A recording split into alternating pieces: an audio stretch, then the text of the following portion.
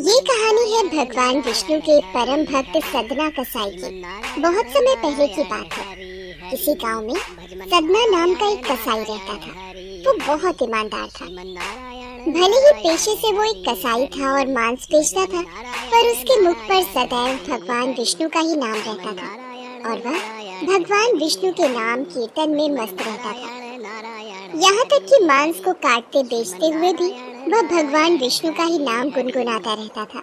भजमन नारायण नारायण हरि हरि, श्रीमन नारायण नारायण हरि हरि। भैया जरा 2 किलो मांस तोल देना। अभी देता हूँ भैया। जय श्री हरि, जय श्री हरि। कैसा कसाई है? मांस बेचता है और भगवान का नाम जपता है। तुम आज देख रहे हो, मैं तो कई वर्षों से इस कसाई को भगवान का नाम जपते हुए मांस बेचते हुए देख रहा हूँ। इस कसाई के मुख पर तो सदैव विष्णु भगवान का ही नाम रहता है। लोग सदना के बारे में यही बातें करते थे। एक दिन सदना अपनी ही धुन में कहीं जा रहा था कि उसके पैर से एक पत्थर टकराया। वह रुक गया। अरे, ये काले रंग का गोल पत्थर कैसा? इसे उठाकर रख लेता हूँ। देखने में तो बहुत बढ़िया दिखाई पड़ता है। ये पत्थर मांस तोलने के काम आ जाएगा। आज इसी पत्थर से वजन तोलता हूँ। हाँ भैया, कितना मांस देना है? 1 किलो तोल दो भैया। इसका मतलब ये पत्थर 1 किलो वजन का है। भैया जरा 2.5 किलो मांस देना। अरे ये क्या, ये पत्थर 2.5 किलो वजन का कैसे हो गया? एक बार 5 किलो रख कर देखता हूँ। ये कैसे हो सकता है? ये पत्थर कोई साधारण पत्थर नहीं है। ये तो कोई जादुई पत्थर है। जितना वजन तोलना होता है, ये पत्थर उतने वजन का ही हो जाता है। धीरे धीरे ये बात फैलने लगी कि सदना कसाई के पास वजन करने वाला पत्थर है। वो जितना चाहता है पत्थर उतना ही तौल देता है। किसी को 1 किलो मांस देना होता तो तराजू में उस पत्थर को एक तरफ डालने पर दूसरी ओर 1 किलो का मांस ही तोलता। अगर किसी को 2 किलो चाहिए हो तो वह पत्थर 2 किलो के भार जितना भारी हो जाता।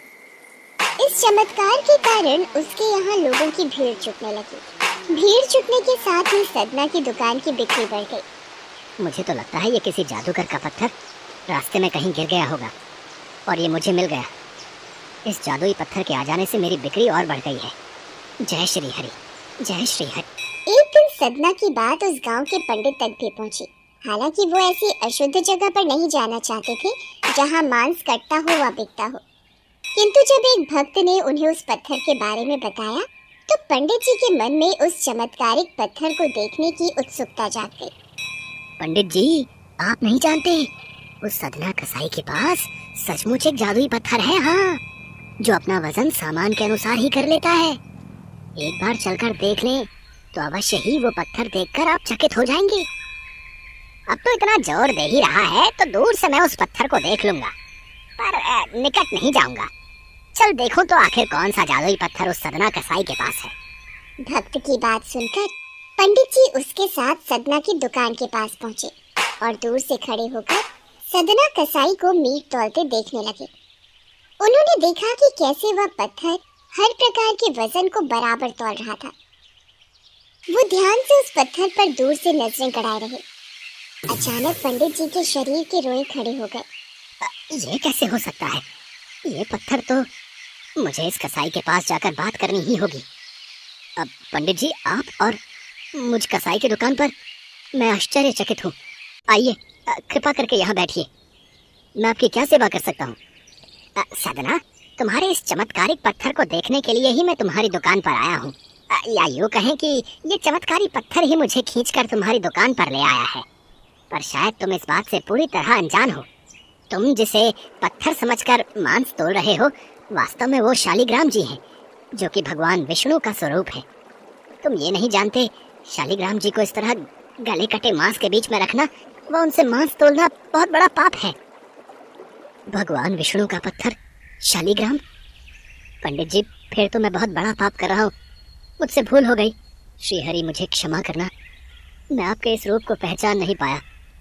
पंडित जी, आप तो ब्राह्मण हैं, अतः आपसे उत्तम सेवा और पूजा भगवान शालिग्राम के इस पत्थर स्वरूप की कोई नहीं कर सकता।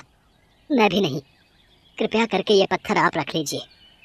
ठीक है सदना, मैं भगवान शालिग्राम की सेवा करने के अवसर को भला कैसे ठुकरा सकता हूँ? लाओ, ये मैं ले जाता हूँ। पंडित जी उस शालिग्राम पत्थर को बहुत सम्मान से घर ले आए। घर आकर उन्होंने वह पूजा अर्चना आरंभ कर दी।